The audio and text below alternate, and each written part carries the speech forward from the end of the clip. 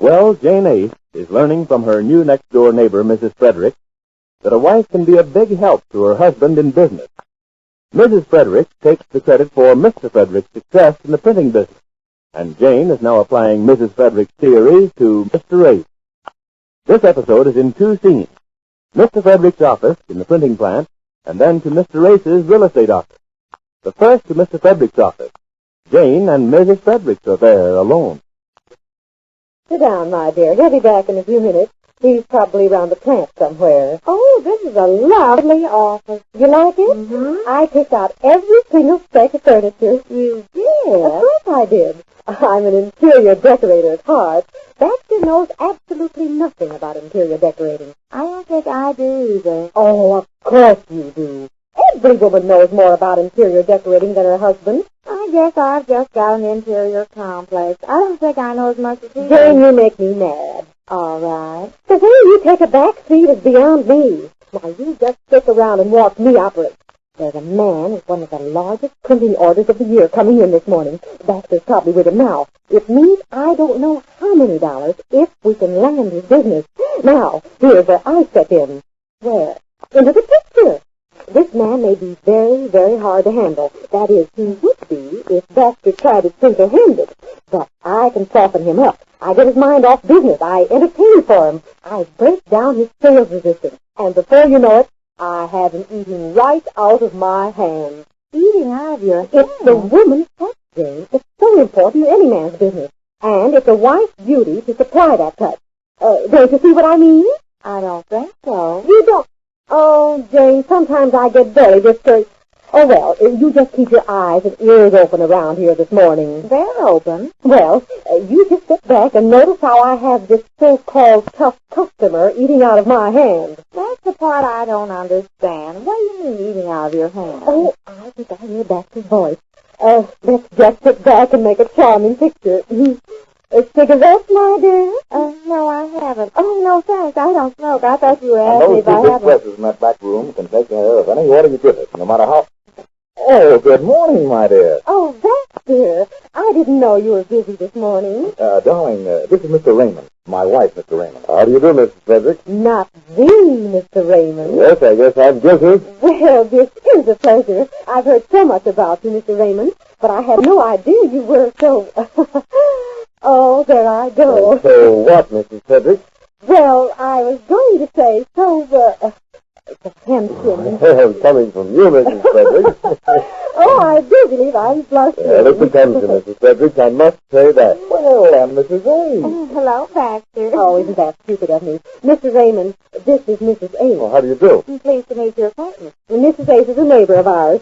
We just happened to be shopping downtown this morning and thought we'd drop in and pay Baxter's surprise call. Well, it certainly is a surprise. But I had no idea you were going to be busy this morning. I wouldn't have dropped in, Baxter.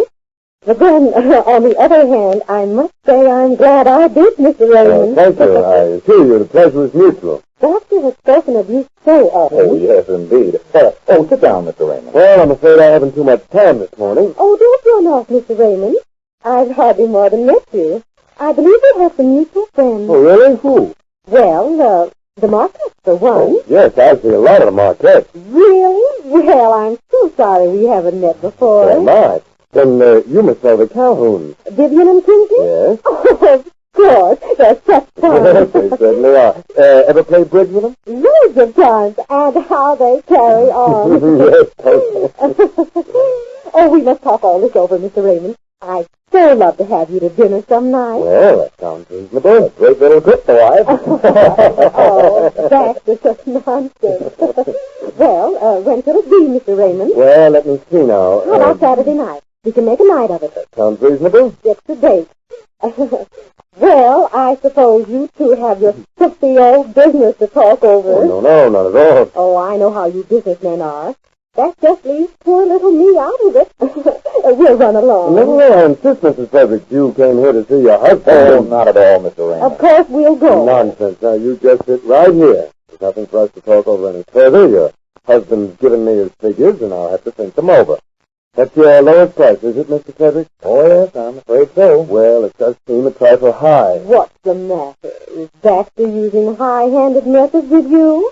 I won't stand for Oh, not at all. He knows what's the best he can do. it. Well, suppose you just think it over. And having thought it over, you come and spend the evening with us on Saturday. Right. Well, good morning, ladies. Goodbye, Mr. Raymond. Oh, I'll walk you out to your car, Mr. Raymond. No problem. I'll manage. Okay. See you Saturday. 8 o'clock, Mr. Raymond. I'll be there. Now, James, do you see what I mean? What happened? What happened? Didn't you hear what went on here? You mean about inviting him to dinner? Of course. And out of that you make money? Of course it makes money, plenty of it, once we get him to sign on the dotted line.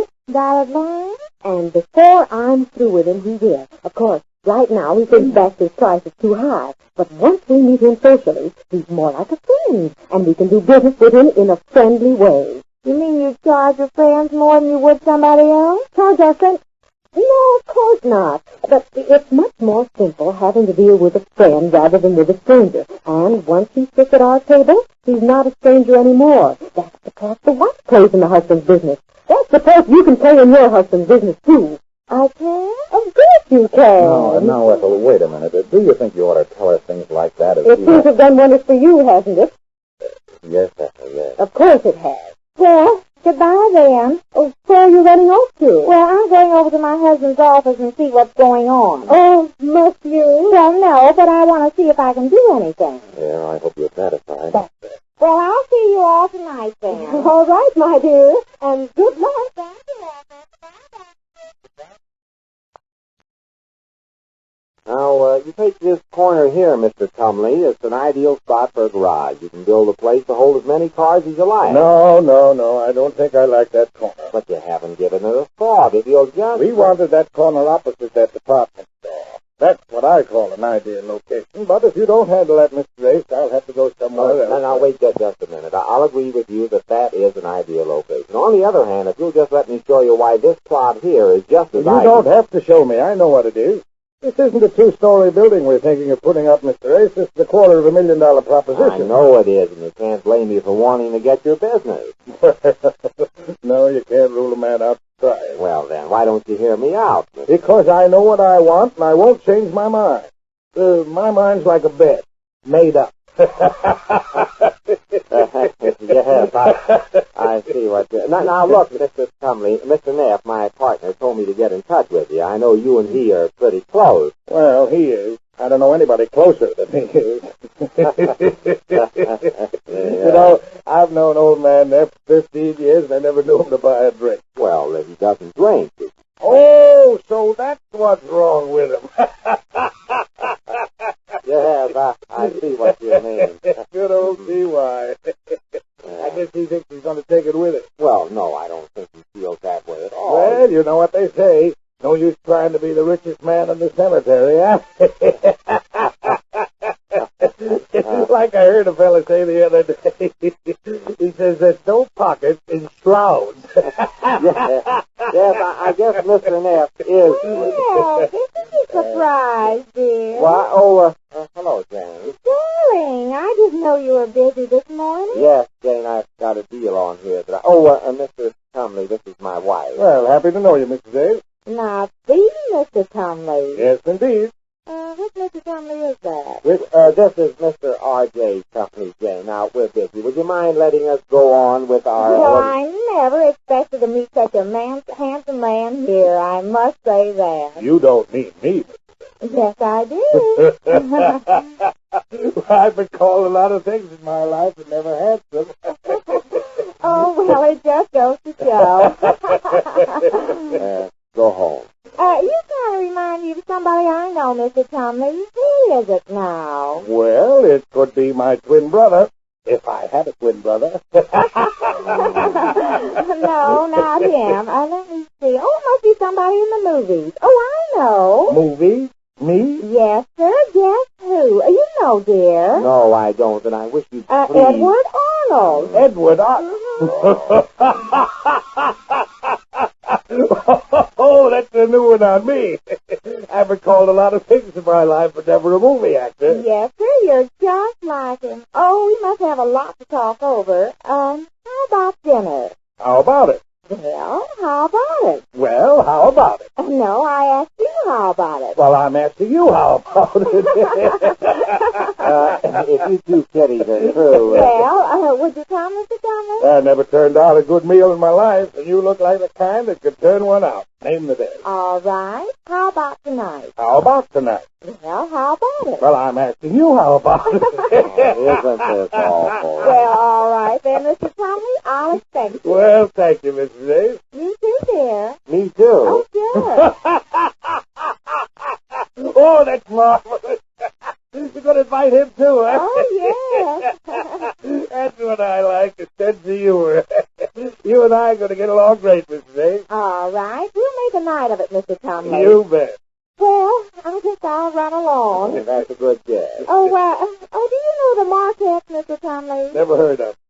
Neither did I. What is this? Well, I suppose you two want to talk over business in this stuffy office, so I'll let you. I know how you businessmen are, so poor little me will go on home. Yes, poor little me better get out of here before... Well, goodbye, Mr. Tumley. Goodbye, Mrs. Ace.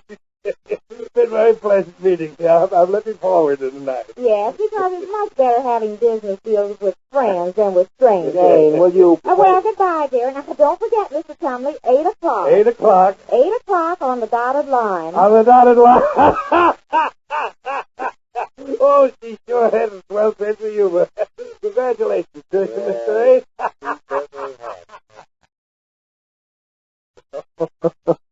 Surprises, surprises. Jane's about to make Mrs. Frederick's theory work. We hope. We learn about the dinner when next we meet the Easy Aces.